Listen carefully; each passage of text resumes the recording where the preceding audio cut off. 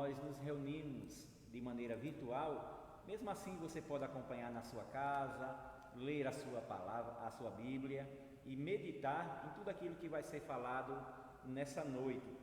Como nós estamos sem reunir, né, na igreja, no templo, nós estávamos tratando sobre as parábolas, sempre uma visão diferente e mais profunda sobre aquilo que nós conhecemos como os ensinamentos de Jesus.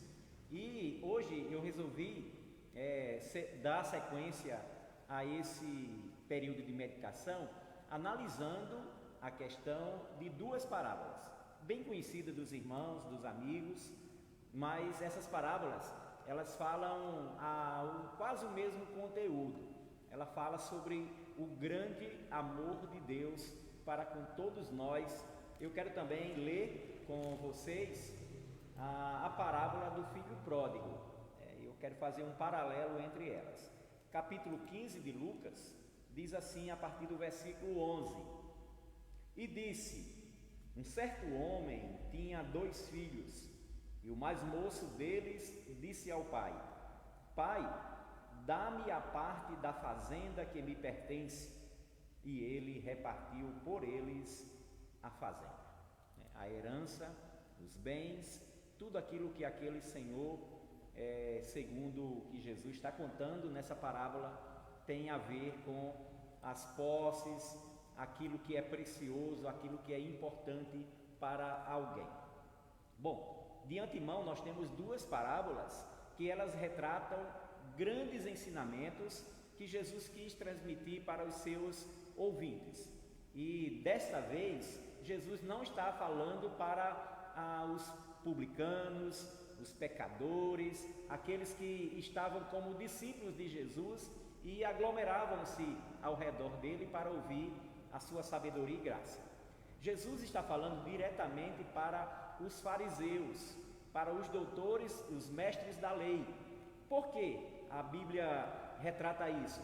Porque na parábola do bom samaritano, um deles chegou até Jesus e pergunta: Senhor, que farei para herdar a vida eterna?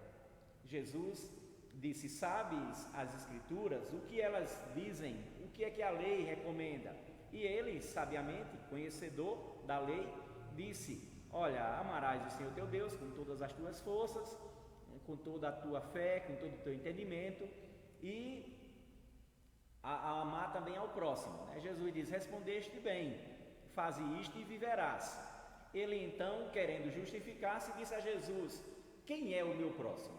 Então a parábola do bom samaritano retrata aqui uma resposta de Jesus aos seus interlocutores, aqueles que perguntavam a ele o que era de fato, ou quem era o seu próximo, e como a partir desse conhecimento ele herdaria a vida eterna. Então a primeira parábola tece esse conhecimento. A segunda parábola, ela tem como alvo um pai, que Jesus vem discorrendo sobre 3 outras parábolas, né? 2 outras, que é a parábola das 100 ovelhas. Um homem tinha 100 ovelhas, ele deixa as 99 justas no aprisco e vai em busca de uma que se extraviou. Ela se perde, e aquele homem deixa as 99 e vai atrás de uma, né?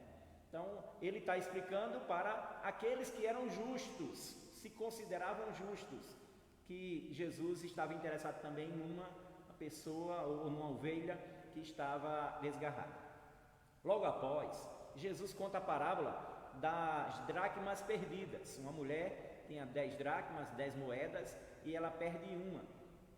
Então, da mesma forma, a mulher diligentemente varre a sua casa, pega a candeia, procura até encontrar. E quando encontra, ela dá uma festa, ela convida as vizinhas, as amigas e diz: Olha, alegrai-vos comigo, porque achei a minha dracma perdida. Mas quando Jesus fala a parábola do filho pródigo, aqui diretamente ele está tratando sobre como as pessoas se acham diante de Deus. Jesus conta que um homem tinha 2 filhos, o mais moço pediu a herança, o mais velho fica em casa, o que há um contraste entre esses 2 jovens, O primeiro gosta de balada, gosta de festa. Ele é pródigo, porque a palavra pródigo quer dizer gastador, esbanjador. Ele vai em direção à sua aventura, buscando liberdade, buscando prazer, e ele faz com que aquilo aconteça. O pai cede ao desejo do filho, reparte entre eles a herança. Mas também fala sobre o outro filho. Quem era o outro filho? Era aquele bom, aquele que estava em casa, nunca abandonou o pai.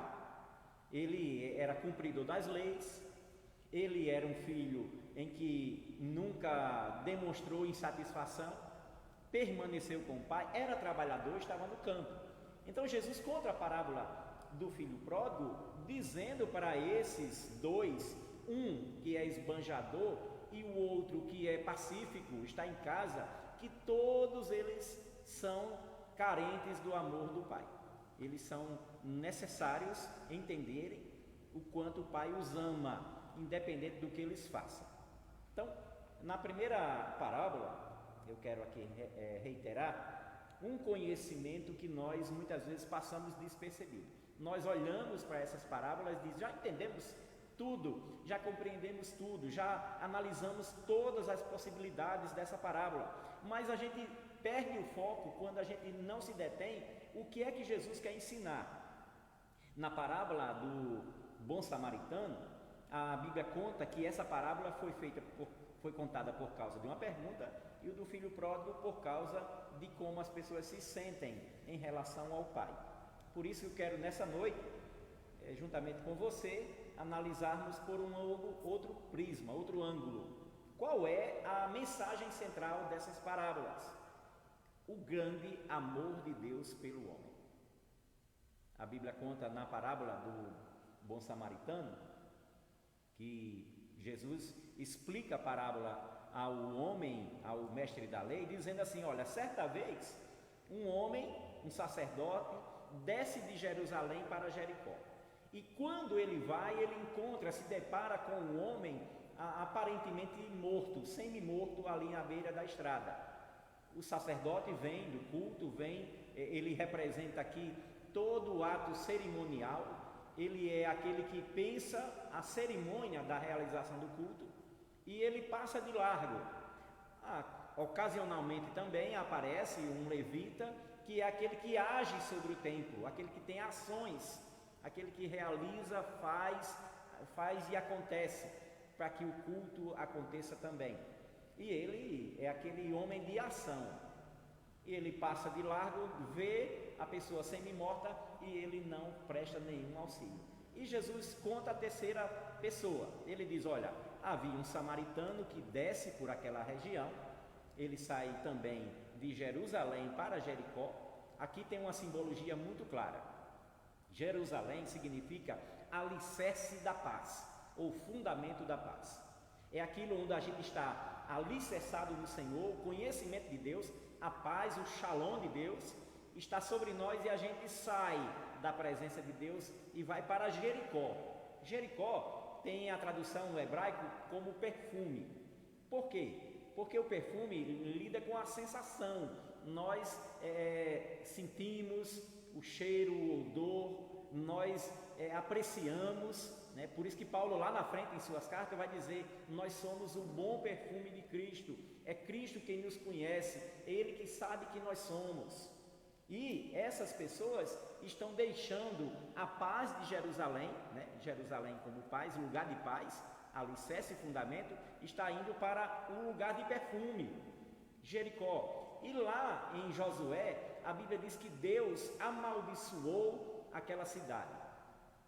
Então era um lugar de maldição, lugar de sensações, lugar onde nós trocamos a presença de Deus, a casa do Pai, por uma aventura.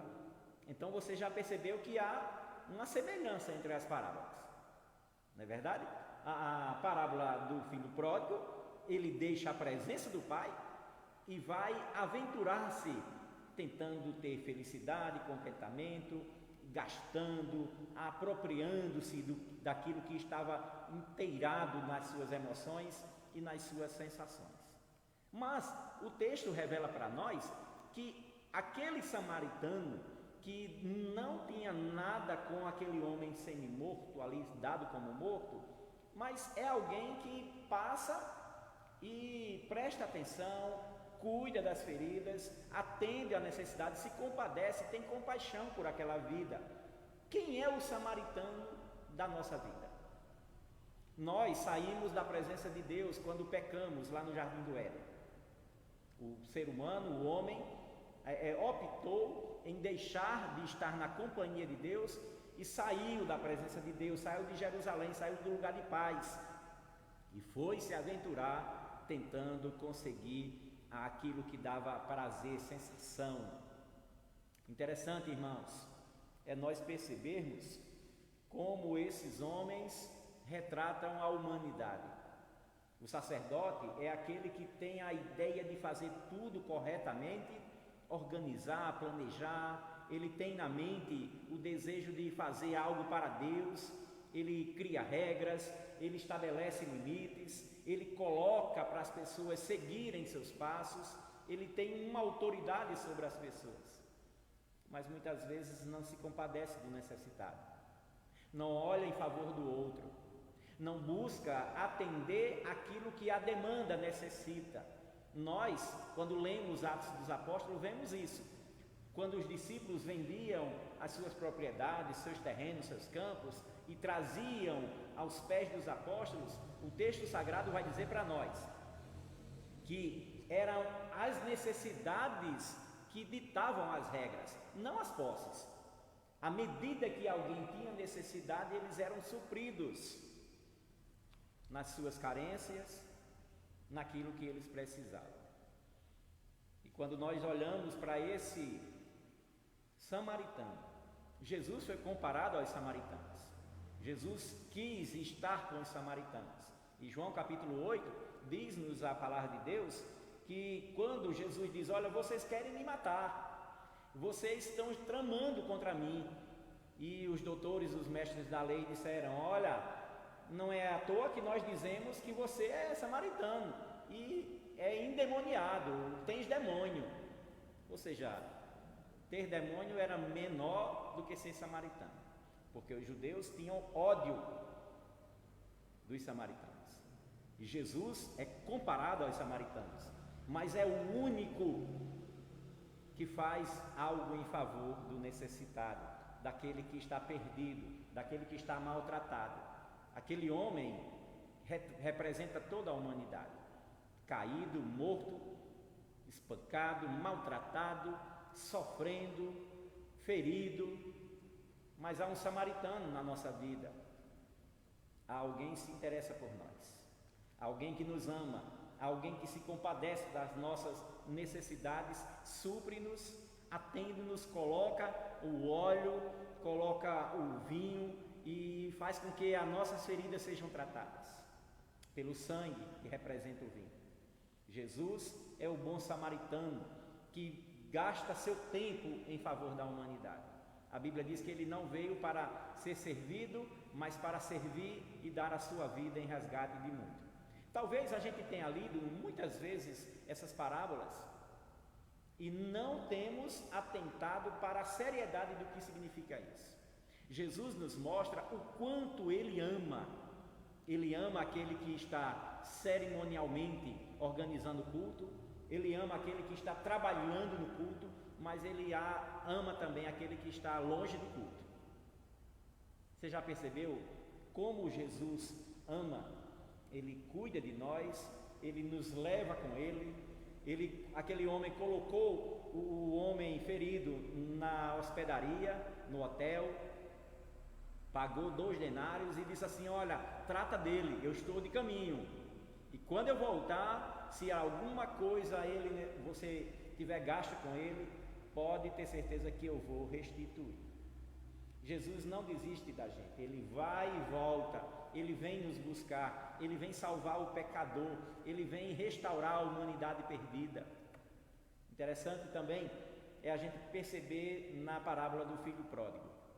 Na verdade, o texto ele traz esse título, mas nós entendemos que é um acréscimo aqui, não é uma ideia generalizada. Na verdade, quem é pródigo é o pai. Essa semana eu estava lendo um livro que falava sobre isso, o pai pródigo. Por quê? Se a gente pegar a ideia de pródigo como gastador, como esbanjador, aquele que gasta o que tem, não tem ninguém melhor para representar essa ideia do que o próprio Pai, o Senhor nosso Deus, que nos dá do melhor. Os filhos pedem a Ele e Ele dá, Ele cede, Ele fica sem nada, Ele deu o melhor para os seus 2 filhos. Que amor grande é esse, irmãos? Que Deus maravilhoso, que Deus gracioso. Ele reparte a herança entre os seus filhos, um que ficou em casa, o outro que vai desperdiçar. Então nós olhamos a perspectiva desse filho que saiu de casa, o mais moço, e entendemos que esse pai é pródigo, ele é gastador, ele investe, ele se desfaz do que tem para o benefício dos seus amados. Aquele outro filho que ficou em casa representa também aqui aquele que obedece à lei, aquele que faz tudo certo. É o filhinho querido, está sempre com o pai, ele está ao lado, é alguém que realiza a vontade do pai. Mas a Bíblia nos relata que esse filho que ficou em casa estava indignado. Nunca ele se apropriou de um novilho para se alegrar com os amigos.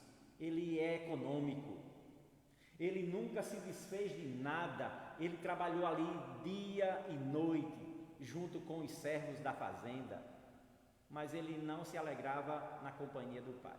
Aí o pai responde para ele: meu filho, tudo o que eu tenho é teu, eu já reparti a herança, vocês já me consideraram morto, e eu já distribuí o que eu tinha entre vocês. O que isso nos ensina, queridos, é que quando alguém olha a pessoa de Jesus e analisa o que ele fez como filho pródigo, que deixa as 99 e vai em busca da que se perdeu, como aquele que é samaritano, aquele que vem pela estrada e ele não deixa uma pessoa à margem da sociedade, à margem do caminho, ele vai, restaura e cuida.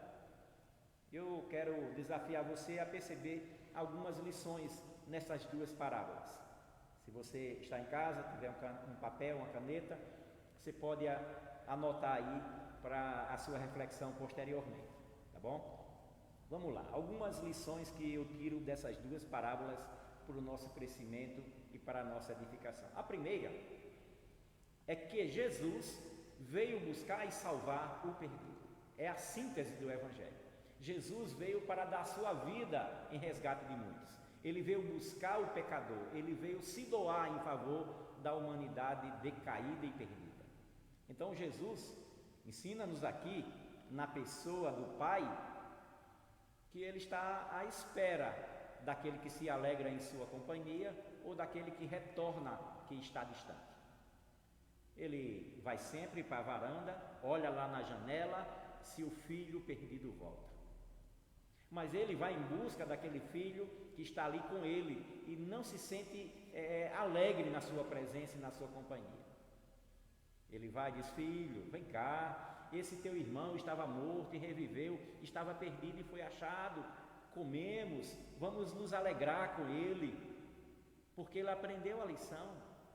Você sempre faz as coisas certas, meu filho, mas você não tem amor no coração para receber o seu irmão. O que é que eu tenho lhe ensinado? Jesus veio buscar e salvar o perdido. Ele é aquele que passa pelo caminho, aquele que veio necessitado, que supre, que cuida, que cura. Segunda lição que o texto, essas 2 parábolas nos ensinam, é que o homem sem Jesus é presa fácil do inimigo. O homem sem Jesus é presa fácil. A sua mente, os seus pensamentos, o seu corpo, seus projetos estão todos fadados ao fracasso. Aquele homem que descia de Jerusalém para Jericó foi apanhado pelas mãos do salteador, do inimigo das nossas vidas, aquele que quer nos estragar, nos destruir. Jesus diz a Pedro: Pedro, o inimigo pediu para te peneirar. mas eu intercedi em teu favor. O inimigo não cessa de querer nos destruir, mas graças a Deus que nós temos um samaritano que passa pelo caminho. Embora feridos, nós não somos destruídos. Embora maltratados, nós temos alguém que cuida de nós. Por isso que quando o filho deixa a casa do pai, ele se torna amaldiçoado. Tudo que ele faz dá errado. Ele vai para uma terra longínqua, desperdiça seus bens, ele se deseja se alimentar com as alfarrobas, né, as bolotas que são colocadas pelos porcos, mas nem isso lhe dão. Então o homem sem Jesus é presa fácil para o inimigo. O inimigo destrói, acaba e faz com que aquele homem se torne um semi-morto no mundo. Terceira lição que o texto nos passa, essas duas parábolas, é que o amor de Deus é intenso, perfeito e pródigo. Deus não tem o controle quando alguém pede algo. Ele diz assim: eu me deixo levar por causa do meu grande amor por você. Ele deu o seu único filho em favor da humanidade, e o texto sagrado diz assim: sendo Deus amoroso, que não poupou o seu único filho, não nos dará juntamente com ele todas as coisas? É uma pergunta que o texto faz. O amor de Deus é intenso, ele não economiza. Por isso que o texto sagrado diz assim: dai e vos será dado, a justa medida, sacudida, transbordante.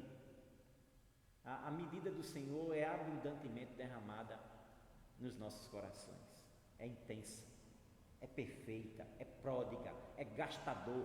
Deus investe no seu povo.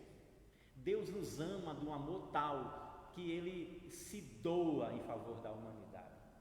Então o amor de Deus é incomparável. Que amor grande é esse? Quando a gente fala de amor, a gente fala de um amor meio mesquinho, meio interesseiro, meio distante do real. Mas o amor de Deus não, ele é pleno, cheio, abundantemente derramado nos nossos corações. Nós que estávamos caídos e mortos, distantes de Deus, como Ele nos aproximou por meio do seu Filho. Ele não poupou o seu único Filho. Quarta lição: da forma que viermos ao Pai e da maneira que estivermos diante dEle, Ele nos recebe com os braços abertos. O filho, ele pensava que o pai ia mandar ele para o campo.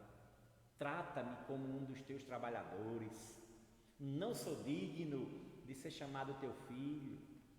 E o pai diz: meu filho, para essa conversa, eu te amo, traz logo depressa um anel, ponde-lhe nos dedos, coloca a sandália nos pés, traz a capa, cuida dele, porque esse meu filho voltou à sensatez.